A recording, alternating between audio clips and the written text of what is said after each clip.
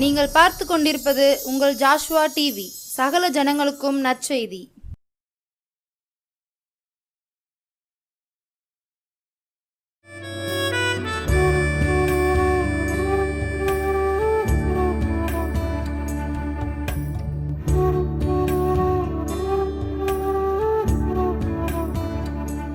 கர்த்தரும் உலக இரட்சகருமாகிய கிறிஸ்து இயேசுவின் நாமத்தினாலே ஜோசுவா டிவி நேயர்களே மறுபடியும் சந்திப்பதிலே ரொம்பவே மகிழ்ச்சி.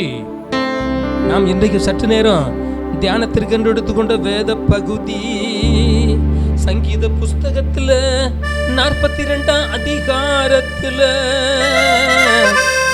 3வது வசனத்தில் இப்படியாக எழுதியிருக்கிறது பாருங்க. இதுதான் நமது தியானம்.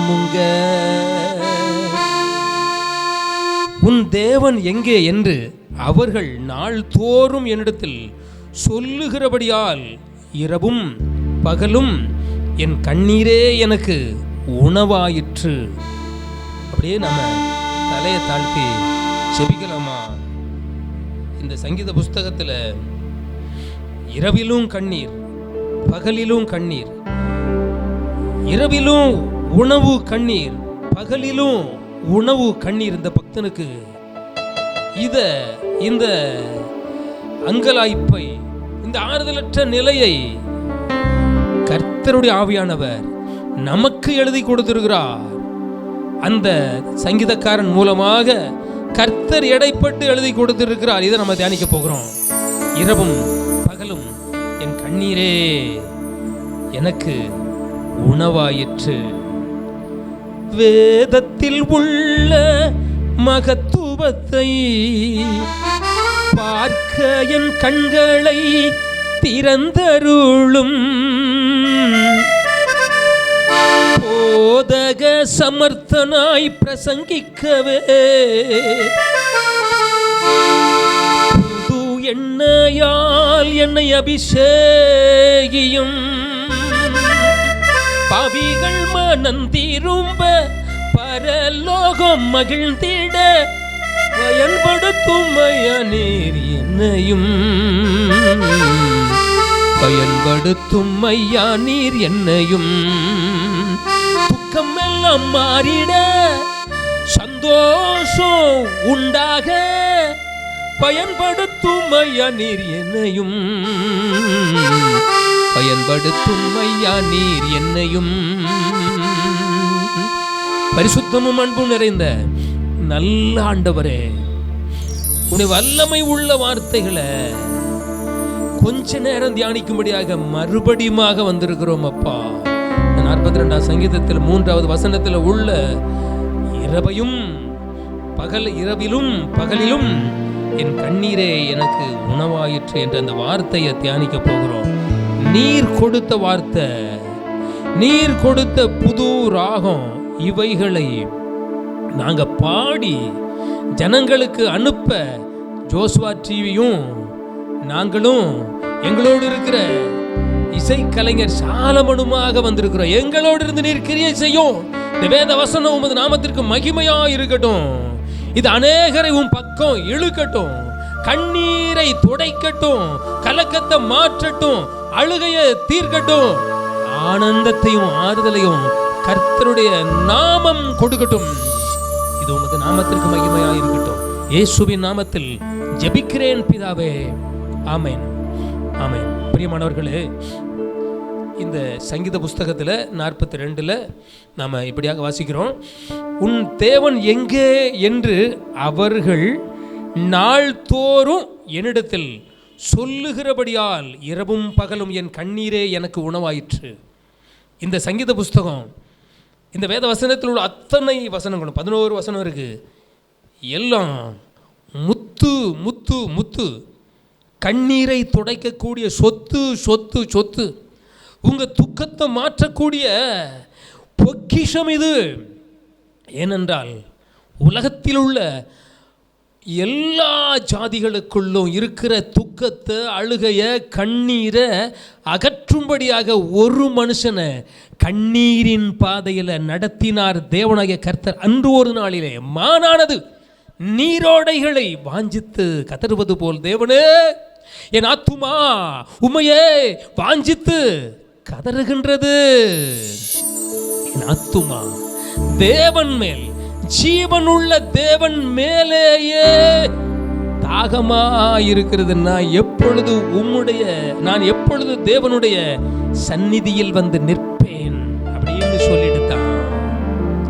உன் தேவன் எங்கே என்று தரித்திரத்தின் நிமித்தம், ஓட்டத்தின் நிமித்தம், வனாந்தர வாசியான நிமித்தம், வறண்ட நிலையில் தங்கினதின் நிமித்தம் உன் தேவன் எங்கே? வனாந்தரத்தில் இருக்கின்றவனே, வறட்சிக்குள் இருக்கின்றவனே, உன் தேவன் எங்கே என்று என் சத்துருக்கள் நாள்தோறும் என்னிடத்தில் சொல்லுகிறபடியால்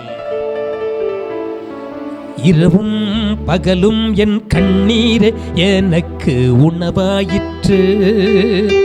இதை நீங்க கொஞ்சம் சிந்தித்து இந்த பாடலை என் கூட சேர்ந்து பாடுவீங்கன்னா உங்க கண்ணீர் மறையும், உங்க கலக்கம் தீரும். இரவும் பகலும் என் கண்ணீரே எனக்கு உணவாயிற்று. என்னை நேசிக்கும் எனது இயேசுவின் பாடுகள் எனக்கு பங்காயிற்று. இரவும் பகலும் என் கண்ணீரே எனக்கு உணவாயிற்று. என்னை நேசிக்கும் எனது இயேசுவின் பாடுகள் எனக்கு பங்காயிற்று. தேவனே என் ஆத்துமா எனக்குள் கலங்குகின்றது. தேவனே என் ஆத்துமா எனக்குள் கலங்குகின்றது. இரவும் பகலும் என் கண்ணீரே எனக்கு உணவாயிற்று. உன் தேவன் எங்கே என்று அவர்கள் என்னிடத்தில் நாள் தோறும் சொல்லுகின்றபடியால் இரவும் பகலும் என் கண்ணீரே எனக்கு உணவாயிற்று. என்னை நேசிக்கும் எனது இயேசுவின் பாடுகள் எனது பங்காயிற்று. தேவனே என் ஆத்துமா எனக்குள் கலங்குகின்றது. மானானது நீரோடை வாஞ்சித்து கதறுவது போலவே, மானானது நீரோடைகளை வாஞ்சித்து கதறுவது போலவே எனது ஆத்துமா தேவனே உம்மையை வாஞ்சித்து கதறுகின்றது. தேவனே எனது ஆத்துமா உம்மையை வாஞ்சித்து கதறுகின்றது. இரவும் பகலும் என் கண்ணீரே எனக்கு உணவாயிற்று. என்னை நேசிக்கும் எனது இயேசுவின் பாடுகள் எனது பங்காயிற்று. என் கண்மலையாகிய தேவனை நோக்கி ஏன் என்னை மறந்தீரென்று, இரவும் பகலும் என் கண்ணீரே எனக்கு உணவாயிற்று.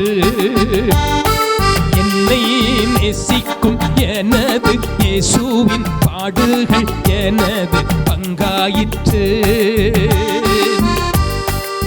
என் சத்துருவினால் நான் ஒடுக்கப்பட்டு ஏனையா நான் துக்கத்துடனே திரிய வேண்டும் என்று இரவும் பகலும் என் கண்ணீரே எனக்கு உணவாயிற்று.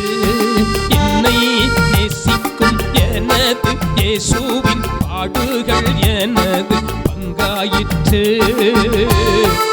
தேவனே என் ஆத்துமா உம்மை வாஞ்சித்து கதறுதே. தேவனே என் ஆத்துமா எனக்குள் கலங்குகின்றதே.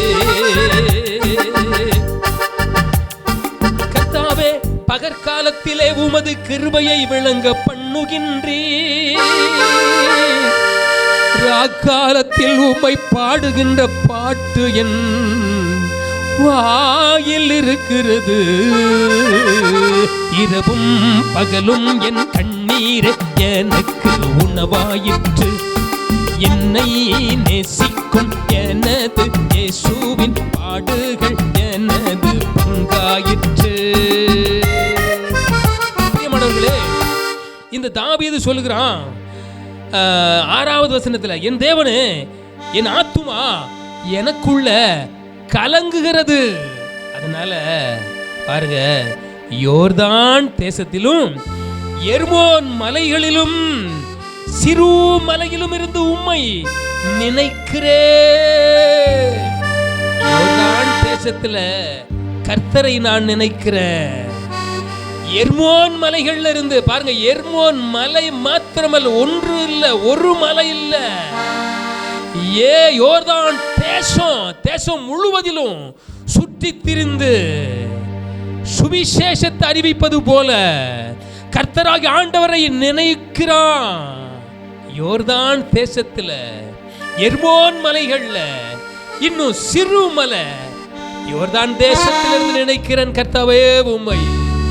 எர்மோன் மலைகளிலிருந்து உம்மை நினைக்கிறேன் கர்த்தாவே. அதுவும் போதாதுன்னு சிறுமலையிலையும் இருந்து உம்மை நினைக்கிறேன்.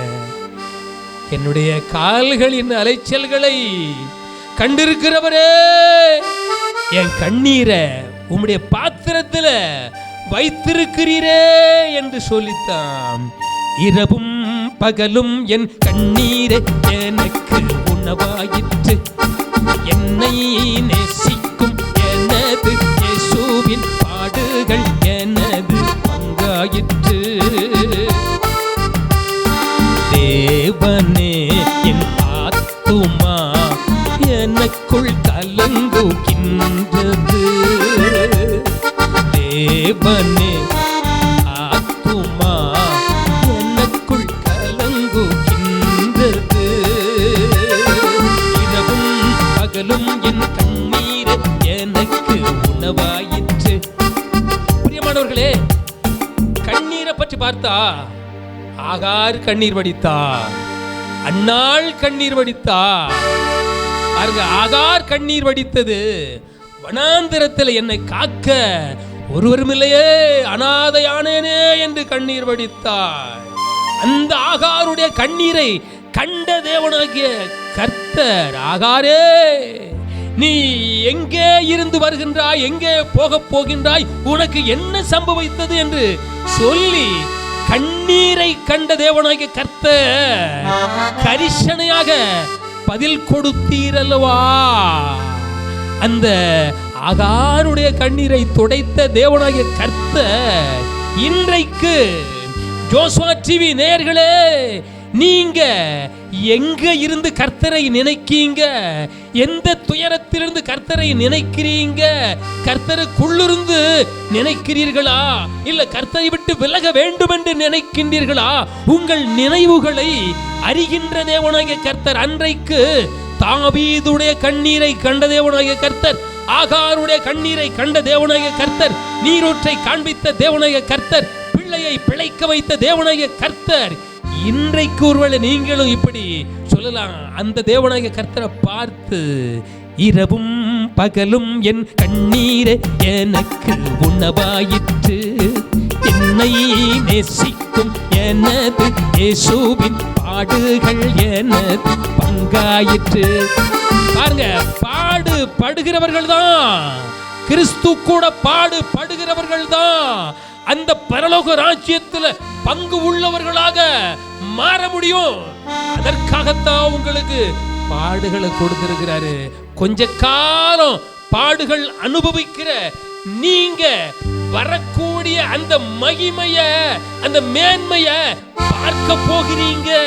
அதற்காகத்தான் நாங்க உங்களுக்கு இந்த வேத வார்த்தைகளை கண்ணீரின் பாதையில நடந்து, துக்கத்தின் பாதையில நடந்து தோற்கடிக்கப்படாமல் நாங்க வெற்றி சிறந்தவர்களாக, துக்கம் அடைந்தாலும் சந்தோஷம் உள்ளவர்களாக, தரித்திரமாக இருந்தாலும் அநேகரை ஐஸ்வர்யவான்களாக மாற்றுகின்றவர்களாகத்தான்.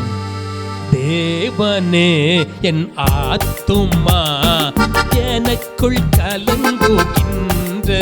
உங்க கலக்கத்தை தீர்க்க, உங்க கண்ணீரை கர்த்தர் துடைக்க இந்த வேத வசனத்தின் மூலமாக நாங்க தியானம் பண்ணி இந்த பாடல்களை உங்களுக்கு கொடுக்கிறோம்.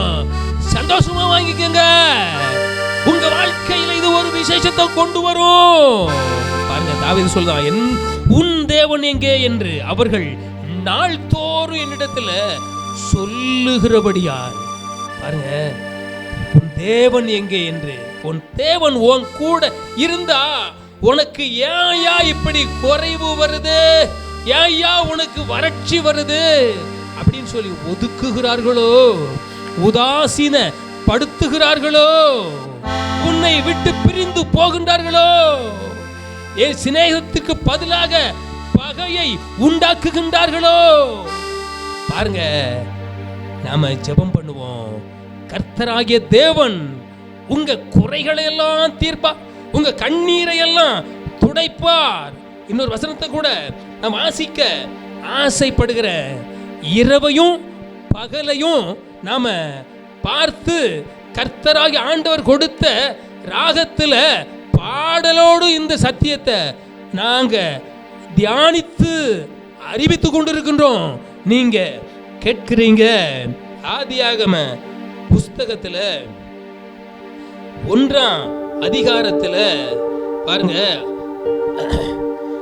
தேவன் 1ஆம் அதிகாரத்துல 4வது வசனத்துல பாருங்க, நான் வாசிக்கிறேன். வெளிச்சம் நல்லது என்று தேவன் கண்டார், வெளிச்சத்தையும் இருளையும் வெவ்வேறாக பிரித்தார். தேவன் வெளிச்சத்திற்கு பகல் என்று பெயரிட்டார், இருளுக்கு தேவன் இரவு என்று பெயரிட்டார். பாருங்க, வெளிச்சத்து பகலுக்கு வெளிச்சம், வெளிச்சத்திற்கு பகல், இருளுக்கு இரவு என்று தேவனாகிய கர்த்தர் பிரித்து வைத்தார். பாருங்க, மறுபடி இது நல்லது என்று கண்டாராம். அடுத்து பாருங்க, 16வது வசனத்துல தேவன் பகலை ஆள சுடர், பெரிய சுடரும் இரவை ஆள சிறிய சுடரும் ஆகிய 2 மகத்தான சுடர்களையும் நட்சத்திரங்களையும் உண்டாக்கினார். அவைகளை பூமியின் மேல் பிரகாசிக்கவும் பகலையும் இரவையும் ஆளவும் வெளிச்சத்திற்கும் இருளுக்கும் வித்தியாசம் உண்டாக்கவும் தேவன் அவைகளை வானம் என்கிற ஆகாய விரிவிலே வைத்தார். தேவன் அது நல்லது என்று கண்டார். பார்த்தீர்களா? பகலுக்கும் இரவுக்கும் வித்தியாசத்தை உண்டாக்கும்படியாக வெளிச்சத்தையும் பகலையும், வெளிச்சத்தையும் இருளையும் படைத்தார்.